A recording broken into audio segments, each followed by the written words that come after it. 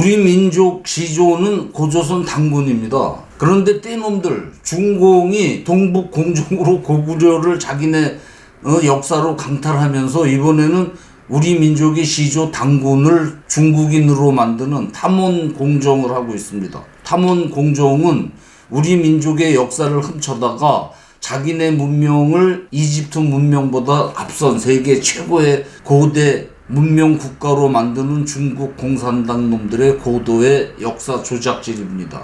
당군이 중국인이 되면 어떻게 되겠습니까? 머지않아 한민족, 우리들은 역사가 비천한 노예 족속이라는 소리를 듣게 되었습니다.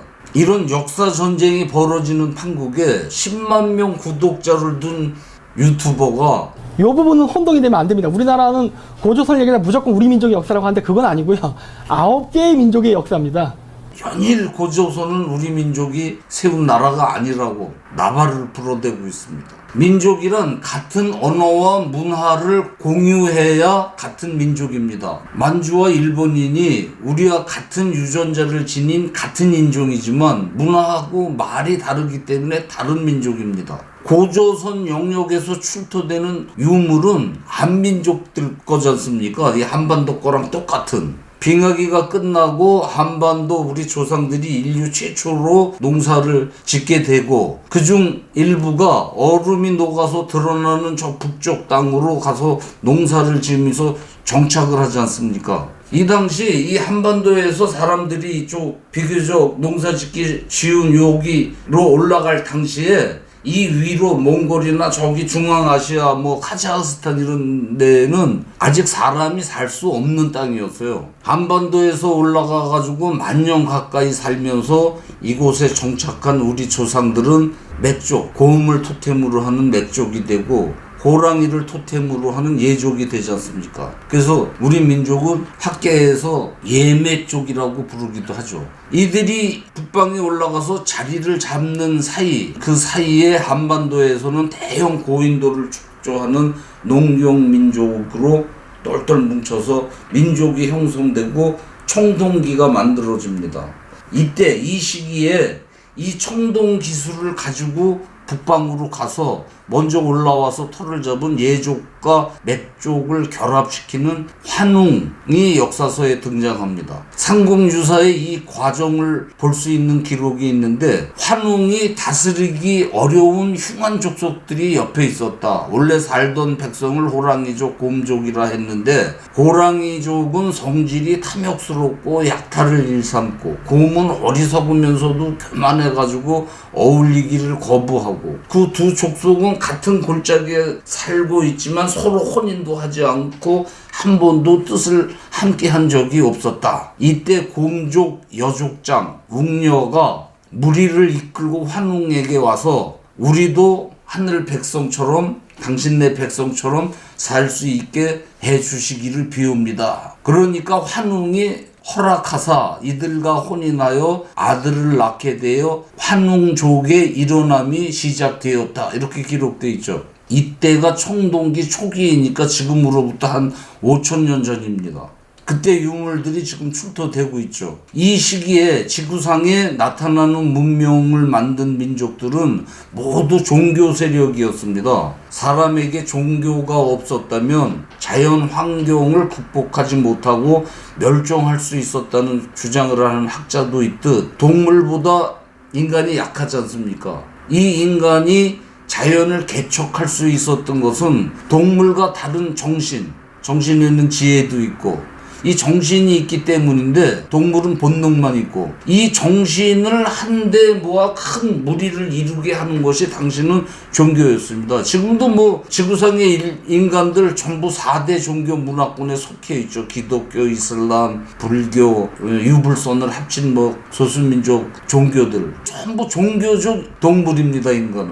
환웅도 무당 그 샤머니즘에 머물러 있는 맥족과 예족을 환웅의 고등 종교 교리로 흡수해가지고 그들이 동아시아 최초 문명국을 이룩한 것으로 분석을 합니다. 신용화 박사는 가장 과학적인 아날학파 방법에 따른 연구로 고조선은 중국 최초의 국가 하나라보다 1000년 앞선 동아시아 최초의 문명 국가로 인류 최초로 나타난 수메르 문명, 그 다음이 그 이집트 문명이죠. 피라미드 세운. 그 다음이 고조선 문명이라는 걸 세계 학계에 증명하셨습니다. 고조선이란 명칭은 그 이시조선하고 구분을 짓기 위해서 몇십 년 전에 붙여진 한문이고 우리말로 아사달이라고 합니다. 아사는 아침이고 일본인들은 지금도 아침을 아사라고 그러죠. 다른 땅이니까 아침의 땅, 태양이 뜨는 아침의 나라 직역할 수 있습니다. 고조선에 와서 표준말이 형성돼가지고 이 언어는 후일, 서쪽, 저 동유럽까지 확대되어서 고조선 언어권을 형성합니다.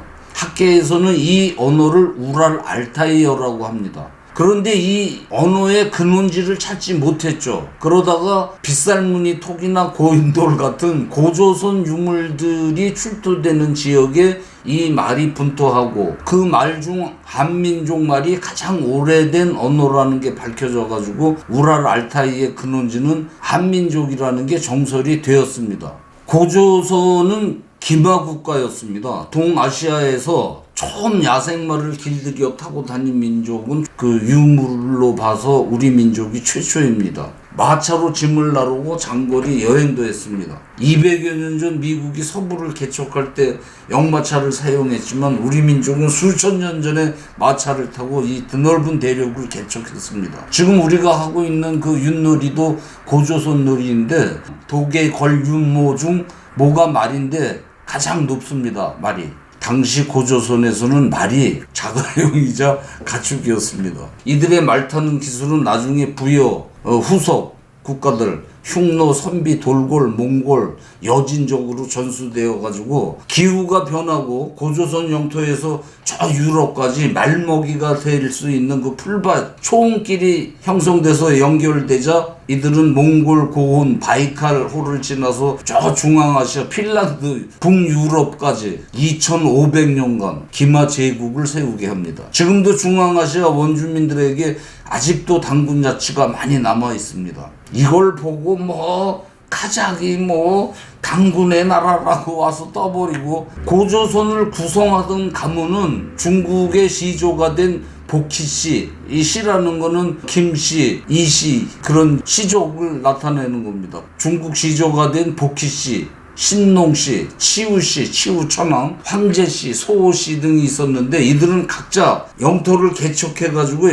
여기는 암흑의 가문, 여기는 암흑의 가문, 가문들이 있었습니다. 이렇게 각 가문마다 영토를 나누어서 이제 관리를 했는데 이를 두고 그 사이비들이 고조선은 여러 개 민족, 여러 개 나라 연합체라고 반민족적 나발을 부는 거죠. 이들이 이 영토에 남긴 유물은 한반도 것하고 똑같은 한민족 유물들이에요. 그리고 당시 북쪽은 빙하기 여파로 여직 사람이 살기 어려운 땅이었죠. 지구상에 나타나는 초기 문명은 다 북위 40도 이남에서 발생한 것도 이 때문입니다. 고조선부터 지금까지 우리 한민족에게 이어지는 풍습은 많습니다. 무궁화, 우리 민족은 고조선부터 무궁화를 나라꽃으로 합니다.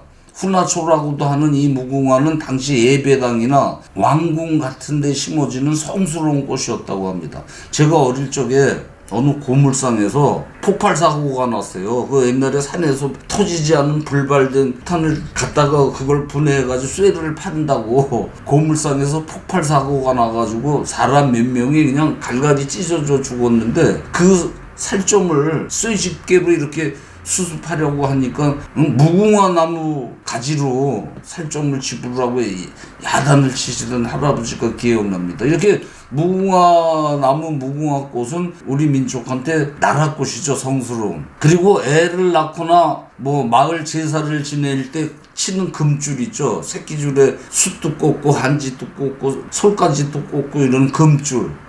금을 긋는다, 경계다 라는 뜻의 이 금줄은 애가 태어나면 대문에다가 설치해 놓고 초상집이나 개고기 흉한 음식을 먹거나 사람 죽는 걸 봤다든가 이렇게 그 부정한 사람들은 출입하지 말라고 표시로 설치했고 금줄은 왼쪽으로 꼬은 새끼줄로 쓰는 겁니다.